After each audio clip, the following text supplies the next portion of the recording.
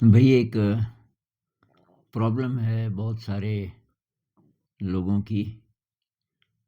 तो मेरे लिए जो कमेंट्स आते हैं उनमें से ज़्यादातर स्टूडेंट्स हैं। लेकिन ये प्रॉब्लम किसी की भी हो सकती है। प्रॉब्लम ये है कि परिवार के लोग, माता-पिता, सबसे ज़्यादा माता-पिता ही, और उसके बाद और भी रिश्तेदार वग़ैरह कुछ न कुछ सुनाते रहते हैं आपको, आपकी कमियाँ निकालते रहते हैं। जैसे परीक्षा में ज़्यादा नंबर नहीं आए, अ, या रिज़ल्ट बहुत अच्छा नहीं आया इत्यादि, किसी जॉब में नहीं निकले, इंटरव्यू में नहीं निकले। और उससे जो तब अंदर दुःख होता है, और कुछ लोग डिप्रेशन में चले जाते हैं। लगातार ऐसा माहौल मिले तो क्या करें? तो वही मेरी अप्रोच तो ये रहती थी कि वहाँ रहो ही मत। लेकिन बहुत बार ये इसका विकल्प नहीं होता, आप कहीं जा भी नहीं सकते, तब क्या करें? तो जो असली रास्ता है वो तो यार ये है कि अपनी शक्ति बढ़ाओ। अब मुझे तो कोई ये बात बताने वाला था नहीं, मुझे तो बहुत बाद में पता चला।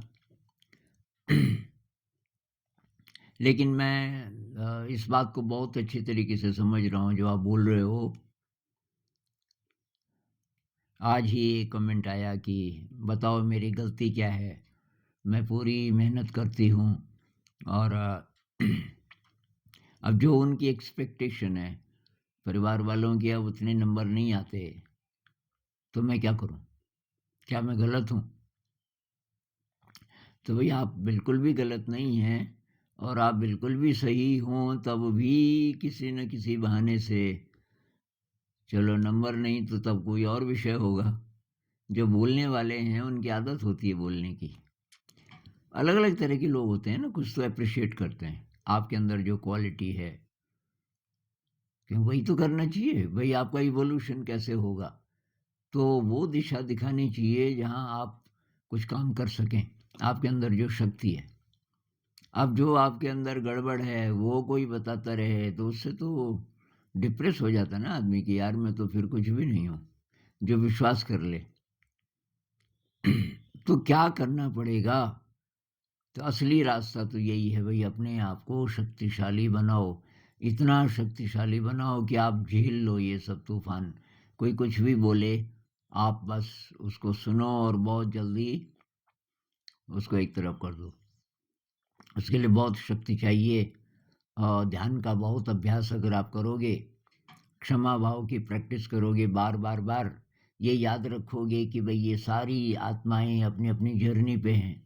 ये तो बाय चांस हैं, माँ और पिताजी इसी जन्म के माँ-पिताजी हैं।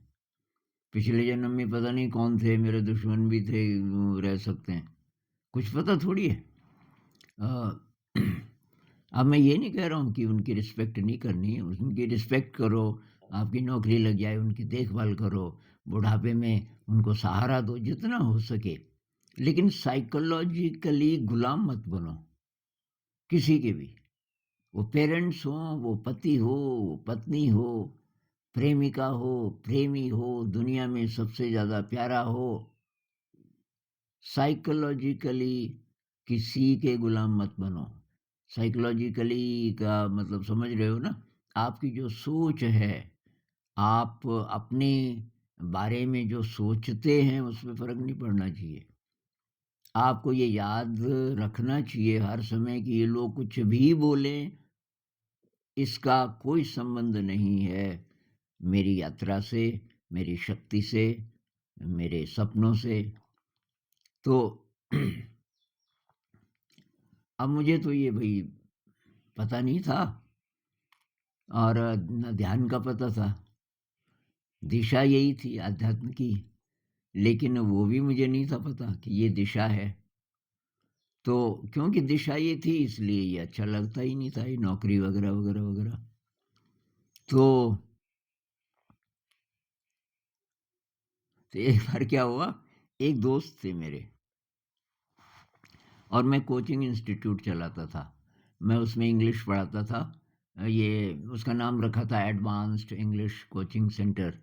तो उसमें एमए के ही विद्यार्थी ज़्यादा आए, तो एमए वालों को ही मैंने पढ़ाया पहले साल। और एक ग्रुप शाम को आता था, रात को एक्चुअली 8, साढ़े 8, 9 बजे उसमें आते थे। कोई बैंक मैनेजर है, कोई ये सब काम करने वाले लोग, बड़े-बड़े ऑफ़िसर, और वो इसलिए आते थे कि यार इंग्लिश बोलना सीखना है। और मैं भी उस समय स्ट्रगल कर ही रहा था, बोलने वाली इंग्लिश ज़रा वीक थी। तो मैंने कहा यार इनके साथ-साथ मेरी भी प्रैक्टिस होगी। मैंने उनको बोला भी, मैंने कहा यार मेरे से तो आपकी इंग्लिश अच्छी है। नहीं, नहीं, नहीं आनंद जी, कि ऐसा है ना, आप समय दे रहे हो। और तो मेरे पास ये था एक ब्रिटिश इंस्टीट्यूट का एक कोर्स मैंने खरीदा था। उसमें रिकॉर्ड्स होते थे वो गोल-गोल। तो रिकॉर्ड प्लेयर एक लिया मर्फ़ी का, उस ज़माने में बहुत महँगा था। तो वो रिकॉर्ड सुनता था मैं। उसमें ये था कि पहली बार केवल सुनो, वो ब्रिटिश प्रोनंसिएशन था, कुछ समझ ही ना आए। पहला रिकॉर्ड मैंने लगाया, Felix cat the typical resident of, मैंने कहा यार ये क्या बोल रहा है, कुछ समझ ना आए। पर तब किताब भी थी, फिर इंस्ट्रक्शन थी, पहली बार सुनो, दूसरी बार अब किताब में भी देखो। किताब अब पढ़ना तो अच्छी तरह आता था मुझे। अरे! मैंने कहा अच्छा ये बोल रहा है। तो मैं उसकी प्रैक्टिस करता था, धीरे-धीरे मेरा उच्चारण काफ़ी अच्छा हो गया था। और ये बात हरियाणा की है, तो हरियाणा के लोगों का बड़े-बड़े ऑफ़िसर भी थे, लेकिन उच्चारण ज़रा गड़बड़ था।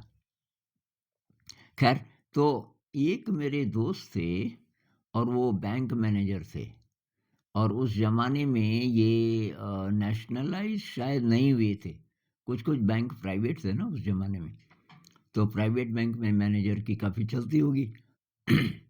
तो उन्होंने मुझे 2-3 बार बोल दिया था कि ये वैकेंसी निकली है असिस्टेंट मैनेजर की। काफ़ी बड़ी पोस्ट, काफ़ी ज़्यादा सैलरी भी थी, और आप वो डॉक्यूमेंट्स भेज दो अपने।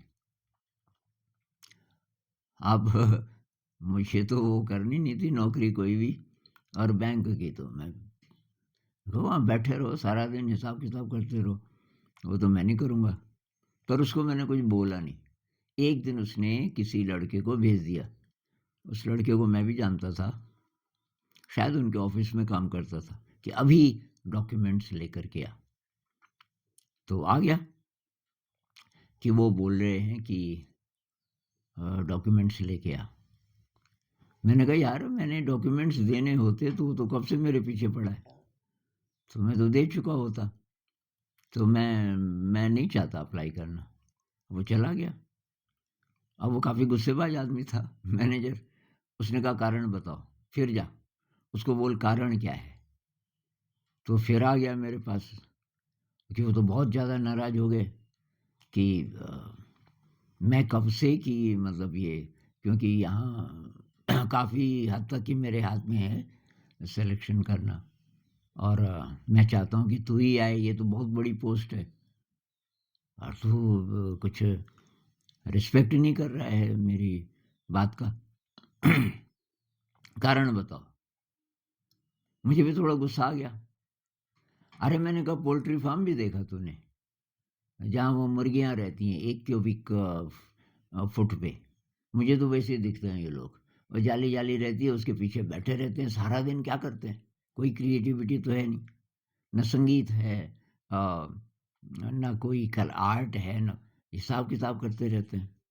उसमें भी कोई नई गणित तो है नहीं कि वो कुछ सीखें नया, कुछ भी नहीं। करते इसलिए हैं कि तब पैसा मिलेगा, और पैसे से क्या करोगे? अब टाइम तो सारा वहाँ खर्च कर दिया तुमने। तो मैंने कहा ये तो बहुत भाई रद्दी काम है, इसको मैं क्यों करूँ जानबूझ के? और वो इतना नाराज़ हुआ, इतना नाराज़ हुआ। ख़ैर आके उसने मुझे बहुत ऊट-पटांग बोला, पर तो ये जो टेंडेंसी है ये तो मेरी पहले से थी, और आध्यात्मिक यात्रा थी, इसलिए मुझे नहीं पता था मेरी ये यात्रा है। लेकिन मैं क्यों रिजेक्ट कर रहा हूँ, क्यों मुझे उसमें पावर नज़र नहीं आ रही, ज़्यादा सैलरी में, किसी परमानेंट पोस्ट में, वगैरह वगैरह। ये मुझे बहुत बाद में पता चला। अब चलो और लोग तो बोलते ही थे, जब मैं गाँव आता था ना, तो मेरा गाँव है मतलब ट्राइबल कम्युनिटी समझ लो। एक तरह से सब सबसे जुड़े हैं और सबको अधिकार होता है कुछ भी बोलने का आपके लिए। क्योंकि सब तो रिश्तेदार होते हैं गाँव में। तो एक भाई साहब थे रिटायर्ड आर्मी ऑफिसर, वो बहुत ज़्यादा बोलते थे और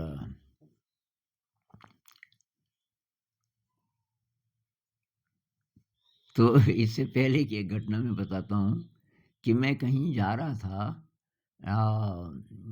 थोड़ा ट्रैकिंग कह लो, मतलब मेरे भाई साहब कहीं रहते थे, तो मैंने कहा मैं घूम भी लूँगा, हाई एल्टीट्यूड कभी देखा नहीं। तो 7,000 फीट की ऊंचाई पे ये एल्पाइन ज़ोन, जहाँ सब देवदार के वृक्ष, अति ठंडा, जून के महीने में वहाँ बर्फ़ दिख रही थी, कहीं-कहीं गहरी जगहों में अभी जमी हुई। तो अब वहाँ पहुँचते-पहुँचते मुझे ढाई 3 बज गया कि अब तो बस नहीं आगे, कि अभी मुझे 100 किलोमीटर और जाना था। तो वहाँ एक रिश्तेदार थे, अ, वो आ गए मेरे पास, कोई बात नहीं किया, मेरे साथ रहेगा। और तो वो आलू का कोई था, कोई बहुत बड़ा बिज़नेसमैन जिसने बहुत सारे खेत लिए हुए थे और वहाँ खच्चर वाले भी वहीं रहते थे, एक बड़ा हॉल था और उसमें ये भी थे, ये मेन साहब थे वहाँ के, आलू-उलू का हिसाब रखने वाले।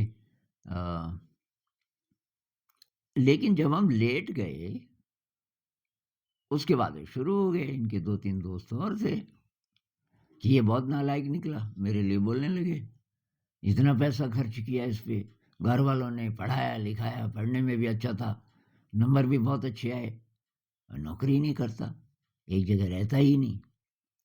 अब उस समय तो मेरा अपने पे बैलेंस बहुत कम था, मुझे गुस्सा आ गया। बस मैंने लाइट जलाई और पैंट-पूँट पहनने लगा। ये तो क्या कर रहा है? पेशाब जाना है बाहर? वहाँ बाथरूम तो थे नहीं।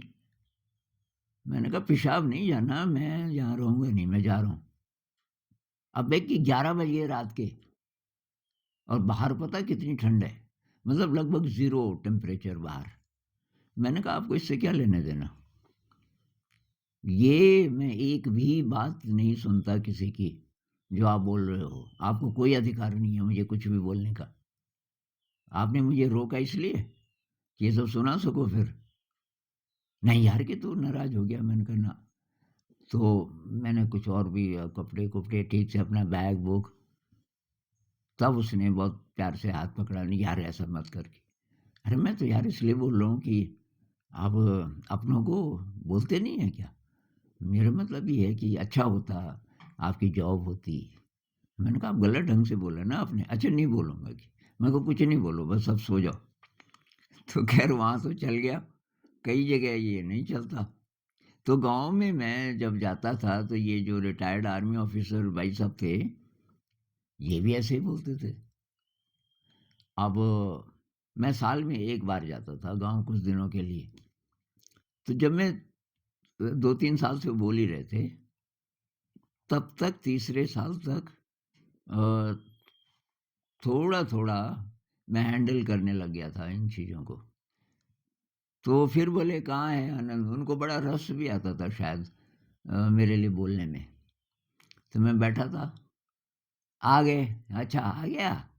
हाँ। तेरे साथ के बड़े-बड़े ऑफ़िसर बन गए, ये हो गया और वो हो गया। और तो ऐसा।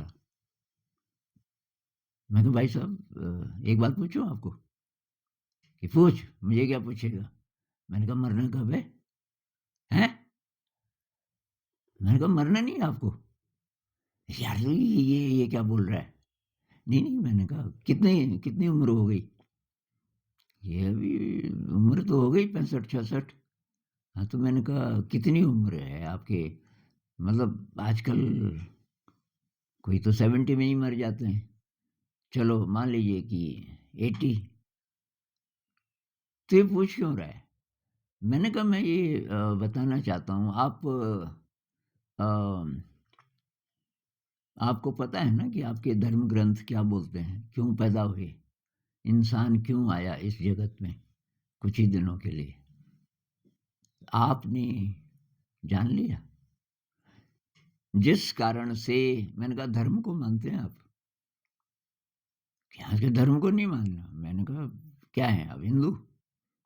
अरे यार! कि तो ये ऊट-पटांग बात। मैंने कहा हिंदू अगर आप हैं, तो आपकी स्क्रिप्चर में क्या लिखा है? कि भई स्वयं को जानने के लिए पैदा हुए हैं। मैं कौन हूँ? मेरे अंदर जो स्पार्क है, डिवाइन स्पार्क है, उससे संपर्क हो जाए। इसलिए आप इसके साथ और कर लो, नौकरी कर लो, ये कर लो, शादी कर लो, बच्चे पैदा कर लो, जो भी करो संसार में, लेकिन ये याद रखो हर समय हर असली काम वही करना है। आपने किया? अब उनकी हालत खराब हो गई। यार कि किया तो कुछ नहीं कि बस नौकरी की फ़ौज में। हाँ, मैंने कहा नौकरी मतलब रोटी ना। भई आप फ़ौज में थे, चाहे आप सड़क पे रोड़ी कूट रहे थे, पेट पालने के लिए कर रहे थे ना वो सब। तो वही किया आपने। तो वो तो सारे जानवर करते हैं। रोटी, कपड़ा, मकान इसके अलावा और क्या किया आपने? तो मैंने कहा मैं कोशिश कर रहा हूँ जानने की मैं कौन हूँ। मुझे रास्ता नहीं मिला, मुझे कोई गुरु नहीं मिला, लेकिन मैं कम से कम कोशिश कर रहा हूँ। और आप मुझे डिस्ट्रैक्ट कर रहे हो। आप एप्रिशिएट करो, ये तो मुश्किल होगा, लेकिन कम से कम मुझे जाने दो मेरे रास्ते पे। अच्छा यार कि फिर मिलेंगे। उसके बाद वो कभी मेरे पास टिकते नहीं थे। जैसे आ गए, नज़र पड़ गई, मैं बोलता नमस्कार। अच्छा, अच्छा, कितने दिन के लिए आया? 3 दिन के लिए। हाँ, यार मेरा बैल खो गया, उसको ढूँढने जा रहा हूँ। मैंने कहा हाँ, मुझे मालूम है। तो इस तरीके से मैं बचता था। अब माँ का मुझे बुरा नहीं लगता था। माँ बोलती थी तो थोड़ा, माँ मतलब प्यार भी बहुत करती थी मुझे अंदर से। जैसे मैं अब ध्यान, जब तब तक ध्यान सीख गया था, तो मैं ऊपर, उसको पता था माँ को कि ये ऊपर बैठ जाता है। एक कमरा था थोड़ा अंदर सा, उसमें मैं बैठ जाता था, किसी की नज़र न पड़े। अब कोई आया मिलने, बहुत सारे मिलने आते थे गाँव के। कहाँ आनंद चाचा कहाँ हैं? गया होगा इधर कहीं घूमने गया होगा। माँ को पता होता था ये ध्यान में बैठा है, तो उनको वो मेरे पास नहीं आने देती थी। जबकि माँ को नहीं था विश्वास ध्यान पे। माँ बोलती थी ये ध्यान नहीं माननी कि ये पूजा कर या तो। मैंने कहा पूजा तो नहीं, मैं तो यही, लेकिन कि तू जो भी कर रहा है, मतलब बोलती नहीं थी लेकिन वो मदद करती थी इसमें। और तो यार ये तो, अब जब हमने स्कूल शुरू किया इतना क्रिटिसिज़्म, तब तक मैं बहुत स्ट्रॉन्ग हो गया था। अब मुझे तो कोई डायरेक्टली बोले नहीं, लोगों को पता था ये खतरनाक आदमी है, ये कुछ भी बोल देगा।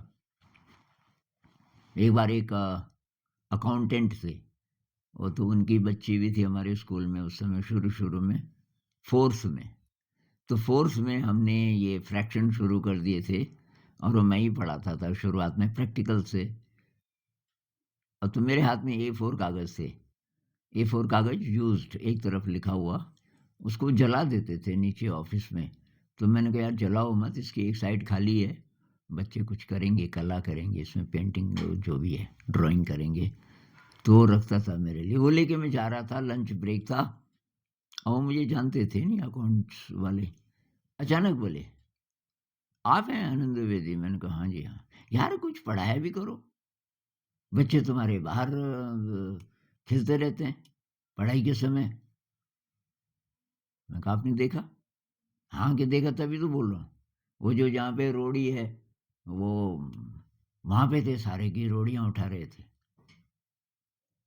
मैंने कहा, "आपने पता किया क्यों उठा रहे हैं?" अरे! कि पता क्या करना है? क्लास तो नहीं हो सकती ना ऐसे। तो तब मैं नाटक करता था ज़रा। मैंने कहा, "एक बात बताओ, आप कक्षा 5 पास किया आपने?"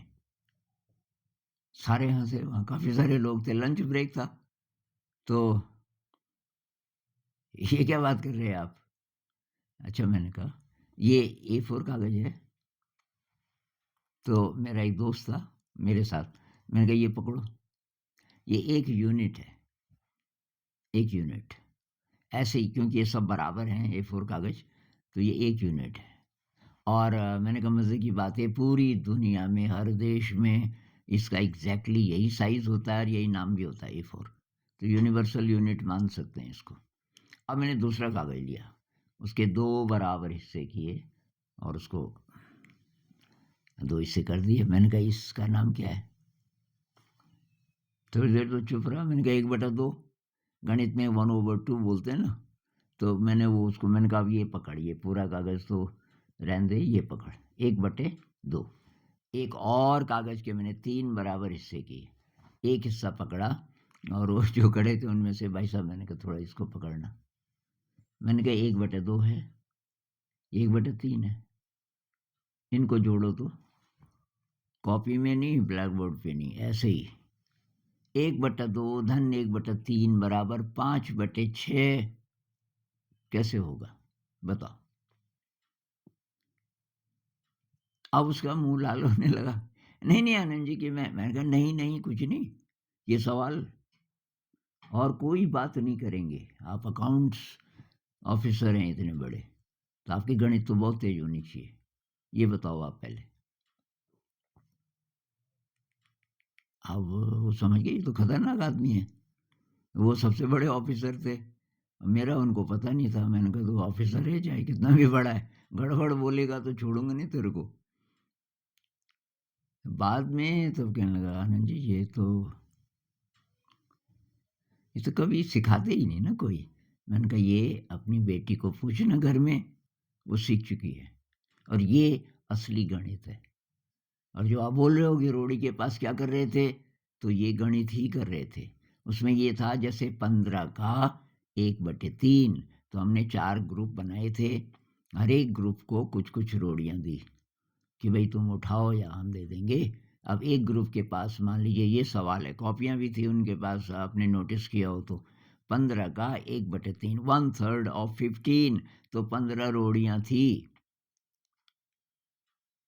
उससे पता करना है कि 1/3 कितना होगा, तो 3 ढेरियाँ बनाएँगे।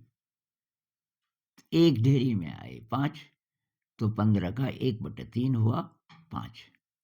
उसी तरह किसी को 20 दे दिया कि भई बता इसका 1/5 कितना होगा, तो 20 की 5 ढेरियाँ बनाएँगे। एक में आएँगे 4, तो भई 20 का 1/5 बराबर 4। मैंने कहा ये कर रहे थे वो। ये असली गणित है। रियल मैथ जो है वो कागज़ में नहीं होता, कागज़ में तो रिप्रेजेंटेशन है। कागज़ में आप जो भी लिखते हो वो असली गणित नहीं है, वो 3D गणित नहीं है। नहीं कि मुझे बात समझ आ गई। मैंने कहा इसके बाद कुछ भी बोलने से पहले एक बार स्कूल आ जाओ, देखो क्या हो रहा है। अब ये तो हुआ मुझे तो मुझे तब लोगों ने बोलना बंद कर दिया, क्योंकि मैं उन्हीं को पूछ देता था, पढ़ाई-लिखाई की कुछ? अब कोई एमएससी है, कोई बीएससी है, कोई कुछ बीए है, और मैं यही छोटी-छोटी चीज़ें पूछता था। इस प्रैक्टिकल मैंने कहा कागज़ पे नहीं, बोल ही नहीं पाते थे। तो लेकिन ज़्यादातर क्रिटिसिज़्म होता था, वो टीचर्स को बोलते थे। तो टीचर्स को मैंने कहा यार अपने को स्ट्रॉन्ग बनाओ। एक तो मेरे पास रिपोर्ट मत लाओ कि जी उसने ये बोला, उसने ये मान के चलो इस प्रोग्राम को एप्रिशिएट अभी लोग नहीं करेंगे, पता नहीं कितने साल लगेंगे। और उनकी कोई गलती नहीं है, वो अपनी तरफ से ठीक बोल रहे हैं। उनको पता ही नहीं असली विद्या क्या होती है। तो तब तक मैं बहुत स्ट्रॉन्ग बन गया था, हालाँकि यहाँ विरोध बहुत ज़्यादा था, बहुत प्रकार का। मतलब स्कूल की जो एग्ज़िस्टेंस है, उसी को भी खतरा था, क्योंकि किसी को समझ ही नहीं आ रही थी हम कर क्या रहे हैं। तो एक ही तरीका है भई स्ट्रॉन्ग बनो। स्ट्रॉन्ग बनो और आपकी असली यात्रा क्या है ज़िंदगी की। बहुत लोग बोलते हैं कि आप बार-बार बोलते हो कि ये जो आध्यात्मिक जो यात्रा है, असली यात्रा ये है, तो फिर क्या होगा? तो फिर जॉब का क्या होगा? अरे मैं ये थोड़ी बोल रहा हूँ कि तुम जॉब मत करो, ये परीक्षा मत करो। तुम अगर आध्यात्म में आगे बढ़ने लग गए, तो आपकी तो बहुत शक्ति बढ़ जाएगी। जो भी आप काम कर रहे हो, वो बहुत आसानी से हो जाएगा, सांसारिक काम। अगर एक्सपेक्टेशन निकाल दो, भविष्य की मत सोचो, उसमें एनर्जी खर्च होती फालतू में। कोई लोग बोलते हैं आध्यात्म में वो लोग जाते हैं जो दुनिया में सफल नहीं हो पाते।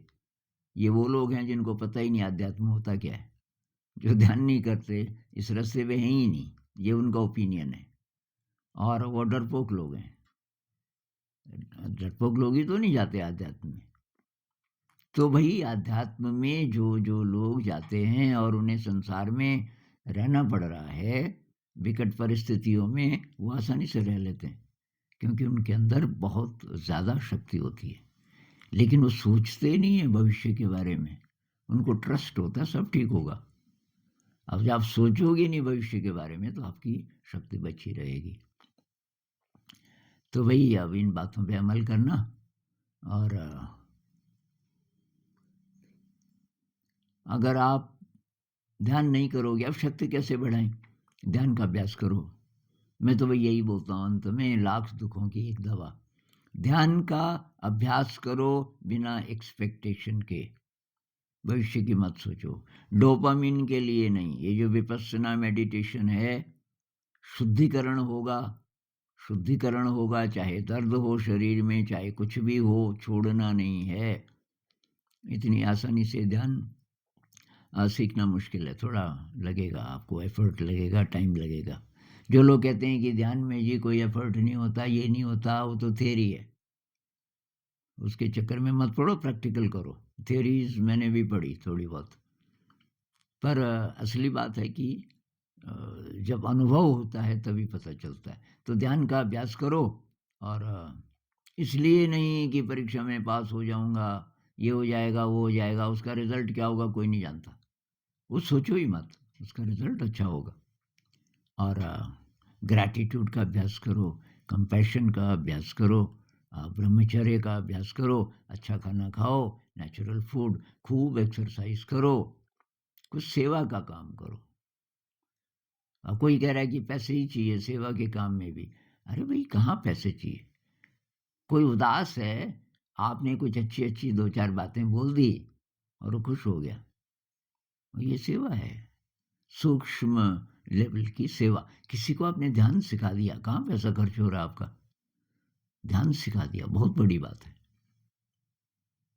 तो किसी को आपने उसके कुछ प्रॉब्लम है शरीर में, आपने योगासन सिखा दिया उसको, क्या पैसा लगा आपका? कुछ भी नहीं। किसी को नुस्खा बता दिया कि जी खांसी है बहुत ज़्यादा, कि भाई शुद्ध शहद मिल जाएगा। वहाँ की शुद्ध शहद तो मिल जाता है हमारे इलाके में, कुछ लोग जंगल से लाते हैं, तो वेरी गुड। अब काली मिर्च का पाउडर बना दो और 1 चम्मच शहद में वो सोते समय ले लो। अब इसमें क्या पैसा लगा आपका? तो तो ये सेवा का कुछ काम करो, और फिर धीरे धीरे सब ठीक हो जाएगा। नमस्कार।